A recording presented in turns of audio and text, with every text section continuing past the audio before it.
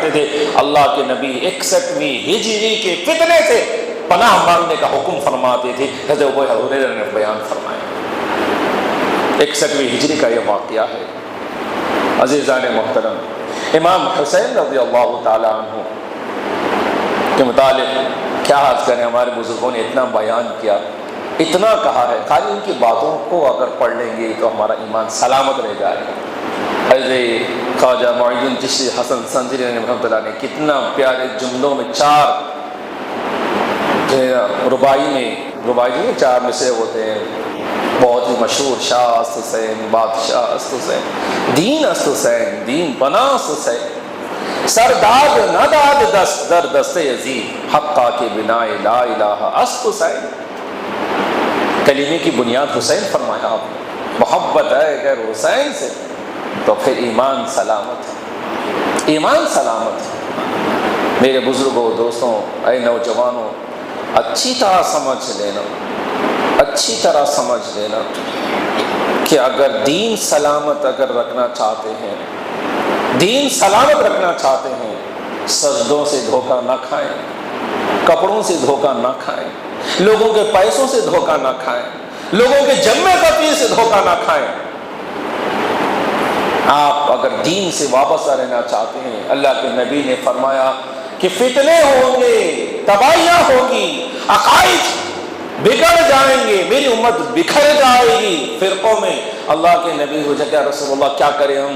تو اللہ کے نبی نے فرمایا 2 جگہ ارشادات ملتے ہیں۔ ایک، اللہ کے نبی نے فرمایا قرآن کو تھام لینا، دوسرا سنت، میری سنت کو اپنا لینا۔ ایک ارشاد یہ ملتا ہے، پھر دوسرے ارشاد میں ملتا ہے قرآن کو تھام لینا اور میری اطاعت، میرے اہل بیت کو تھام لینا، میری اطاعت کو تھام لینا۔ یہ ایک بات اللہ کے نبی نے جب کہہ دیا سنت کافی تھا، پھر اللہ کے نبی نے فرمایا اطاعت میرے اہل بیت۔ کیوں؟ کیونکہ میری سنت کبھی سمجھ میں نہیں آئے گی، میرے اہل بیت کو دیکھ لینا سمجھ میں آ جائے گی۔ میری چلتی پھرتی سنتیں ان کے اندر نظر آ جائیں گی۔ یقین مانیے، ہم علماء ہوں گے، ہم آپ فلاں ہوں گے، لیکن اہل بیت اطہار کا جو مقام اور رتبہ، جو پاکیزگی، نفاست، جو ان کی بزرگیاں ہیں، جو شرف ہے ان کا، واقعی ان کی صحبت میں بیٹھنے کے بعد ایمان تازہ ہو جاتا ہے۔ بیٹھنا چاہیے۔ اہل بیت اطہار، رسول پاک کی وہ نسبت دنیا کا کوئی مفتی پیدا نہیں کر سکتا، وہ ایک بڑی نسبت ہے، رسول پاک کی نسبت، اہل بیت اطہار کی محبت کے ساتھ زندگی ہے۔ ہمارا ایمان اسی کے ساتھ مہکتا ہے، ہماری ایمان کی خوشبو اہل بیت اطہار۔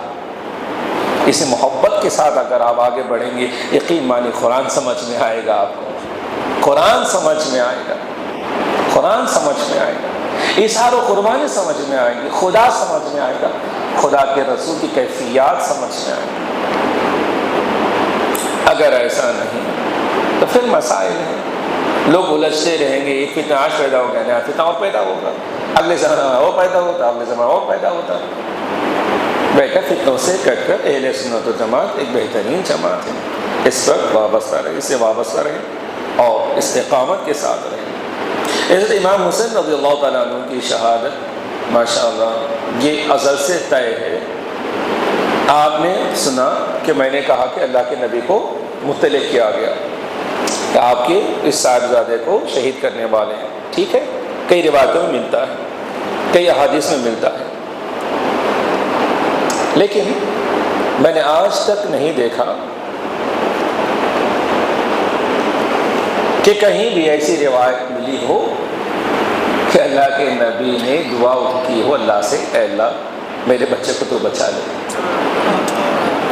نہ علی نے دعا کی، نہ فاطمہ نے دعا کی، کہیں بھی نہیں ملے گا آپ کو، کسی کتاب میں نہیں ملے گا، کسی کتاب میں نہیں ملے گا۔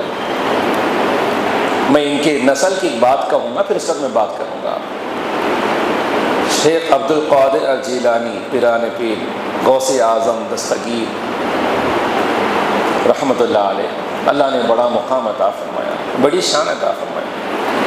روایت میں آتا ہے کہ ایک شخص اپنے اس زمانے کے پیر و مرشد کے پاس پہنچے، بولے حضرت مجھے سفر کے لیے نکلنا ہے، آپ دعا فرمائیے۔ انہوں نے کہا کہ بیٹھو، تو انہوں نے مراقبے میں دیکھا کہ اس قافلے پر حملہ ہونے والا ہے، ٹھیک، قافلے پر حملہ ہونے والا ہے، بولے کہ تو جائے گا تو مر جائے گا، تجھ پر بھی حملہ ہوگا، تیرا مال لوٹ لیا جائے گا، مت جا۔ اس کا جانا ضروری تھا، اس کا جانا ضروری تھا۔ وہ پہنچا شیخ عبد القادر جیلانی رحمۃ اللہ علیہ کے پاس، بولے حضرت مجھے جانا ہے۔ تو حضرت دیکھیں ٹھیک ہے جا کے آؤ۔ حضرت نے اجازت دے دی، وہ گیا اور جو ہے نا پھر قافلے سے جب پلٹ رہا تھا، جیسا ان کی حضرت بولے ویسا ہی قافلے پر کیا ہو گیا، حملہ ہو گیا۔ لیکن یہ سویا ہوا تھا، خواب میں کوئی مارنے آیا تو تھوڑا پیچھے ہٹا، کہیں اس کو زخم لگ گیا، لیکن سارے لوگ تقریباً مارے گئے، قافلہ لوٹ لیا گیا۔ اور وہ شخص جو ہے نا پہنچا اپنے پیر کے پاس، آپ سچے بولے تھے، جو ہے نا قافلہ لوٹ لیا گیا، میرا مال محفوظ ہو گیا آپ کی دعا کے برکت سے۔ بولے میاں دیکھو معاملہ یہ تھا کہ مقدر یہ تھا کہ تم بھی مار دیے جاؤ، میں نے آگاہ کر دیا آپ کو، لیکن تمہیں شکریہ شیخ عبد القادر کا کرنا چاہیے کہ جس نے آپ کی تقدیر کو خواب میں بدل دیا۔ وہ اللہ کے پاس وہ مقام رکھتے ہیں جہاں ہماری کوئی رسائی نہیں، ہم دیکھ کر بول سکتے بدل نہیں سکتے، اور وہ ایسی ہستی ہیں جو تقدیر کو بدل کے رکھ دیتی ہے۔ اور شیخ عبد القادر جیلانی رحمۃ اللہ نے بھی اپنے اشعار میں کہا ہے، ہر ایک کی منزل حد ہے خدا کی بارگاہ میں، اللہ نے مجھے اس سے بھی آگے راستہ دیا، اور میں اپنے خدا سے بات کر کے اسے منع کے میں بدلوا سکتا ہوں۔ آپ نے کہا ہے یہ بات، آپ کے اشعار میں موجود ہے۔ بات اس سمجھ میں جو جن کی اولاد میں ایسی ہستیاں ہیں جو تقدیر کو بدل کے رکھتے ہیں، نہیں اب اس شیخ کے جو جہاں سے یہ نہر جاری ہے، اس چشمے کا حال کیا ہوگا؟ سیدنا امام حسین رضی اللہ تعالیٰ عنہ کیا نہیں ہو سکتا تھا، کیا نہیں ہو سکتا تھا، کیا نہیں کر سکتے تھے۔ لیکن کسی بھی کتاب میں ایسا نہیں ملتا کہ دعا کی گئی ہو کہ اللہ اس فتنے سے بچا لے۔ آپ کو معلوم ہو جائے کہ میرا بیٹا جنگ کو جانا ہے بولے تو ماں باپ دعا کرنی اللہ سلامت واپس لوٹا دے، نہیں گاؤں کو جا رہا تھا، اچھی بات ہے جا کر سلامتی کے ساتھ آ جاؤ، ہم کرتے ہیں نہیں، دعائیں لیتے ہیں، بہت پریشانی بہت بڑا مسئلہ ہے تو بولتے بچ کے آ جانے کے لیے، لیکن یہاں پر بچنے کی دعا نہیں کرے، کوئی بھی بچنے کی دعا نہیں کرے۔ ایک رواج میں یہاں تک ملتا ہے جس دن شہادت ہوئی امام حسین کی، کسی نے خاتون جنت کو دیکھا، خواب میں دیکھا کربلا کے میدان میں کنکریاں چن رہی ہیں، کربلا کے میدان میں کنکریاں چن رہی ہیں۔ بولے کہ اے خاتون آپ کیا کر رہی ہیں، پردہ نشیں ہیں؟ بولے کون ہے جو یہاں پر کنکریاں چن رہی ہے؟ تو انہوں نے کہا جب پردہ ہٹا دے دیکھیے خاتون جنت ہے۔ بولے آپ کیا کریں؟ بولے میرا بیٹا یہاں شہید ہو کر گرے گا، میں چاہتا ہوں کنکریاں نہ چبھے، کنکریاں نہ چبھے، تلواروں کا غم نہیں، بھالوں کا غم نہیں، جان چلے جائے گی غم نہیں، لیکن اپنے لال کو نہیں چاہتے کہ کنکریاں چبھے۔ عزیزان گرامی کیا سمجھ میں آتا ہے، کیا سمجھ میں آتا ہے؟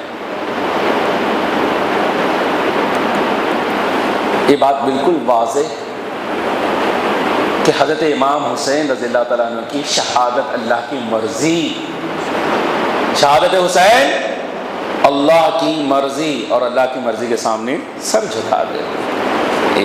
دوسرا یہ کہ اللہ کے لیے جان دینے میں کون پیچھے ہٹائے صاحب؟ کہ اسماعیل پیچھے ہٹے تو حسین ہٹ جائیں گے؟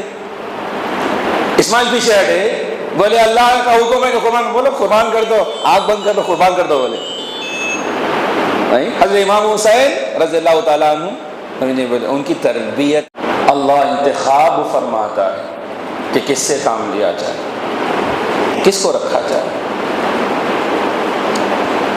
تو خدمت کام ماشاءاللہ محسن اعظم مشن کی تاریخ سے تحت میں جو چل رہے ہیں، ماشاءاللہ ابھی جتنے کام گنوائے ہیں ہمارے آفس صاحب میں قابل تحسین ہیں، کافی لوگ جڑے ہیں ماشاءاللہ، اور میں سمجھتا ہوں یہ لوگ بھی مشکلوں کا سامنا کرتے ہیں، پریشانیاں اٹھاتے ہیں، پھر بھی خدمات کو انجام دیتے ہیں۔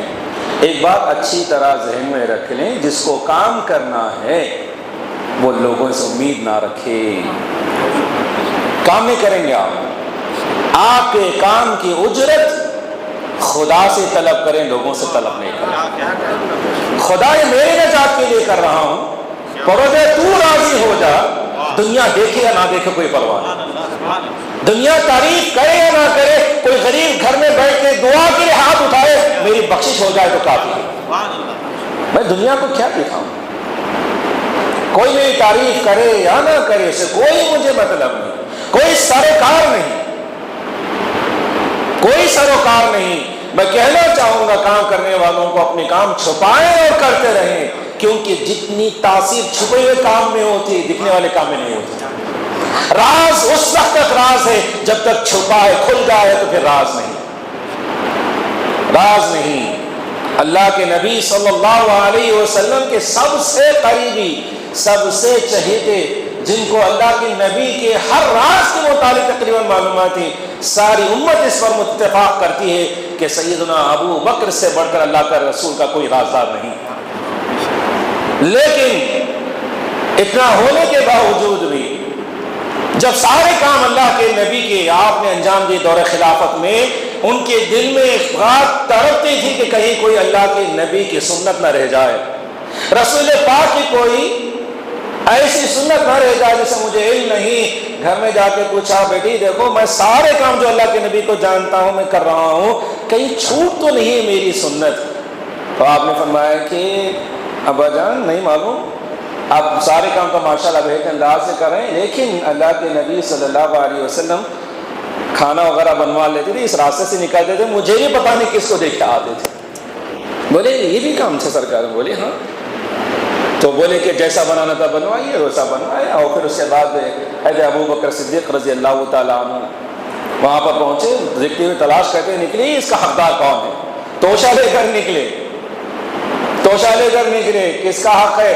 گئے وہاں پر دیکھا، دور تک پہنچے، وہاں پر دیکھا کہ ایک ایسا شخص جو اندھا بھی ہے اور بہت سارا معذور بھی ہے، وہ شخص بیٹھا ہوا ہے۔ تو حضرت نے سمجھا شاید اللہ کے نبی اس کو کھلاتے ہوں گے، تو لہٰذا وہاں پہنچے، بولے بابا جی منہ کھولیے، زبان کھولیے۔ تو انہوں نے جو ہے نا نوالا رکھا، تو وہ جو اندھا شخص تھا اس کے آنکھوں سے آنسو آ گئے، آنسو آ گئے۔ انہوں نے پوچھا کیوں رو رہے ہیں بابا جی؟ بولے کہ کیا محمد عربی کا انتقال ہو گیا، کیا وصال ہو گیا؟